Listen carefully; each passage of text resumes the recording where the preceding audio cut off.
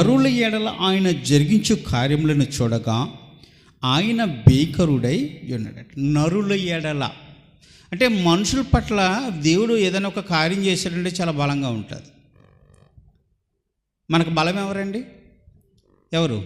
దేవుడే. నా బలము నీవే, నా కోట నీవే, నా యేసయ్యా నడిపించుము, నీతో కూడా నడిపించుము. మా బలము ఆయనే, మా కేడుము ఆయనే, మా డాలు ఆయనే, మా ఖడ్గము ఆయనే. దేవుడు లేకుండా మనం ఏమన్నా చేయగలుగుతామా?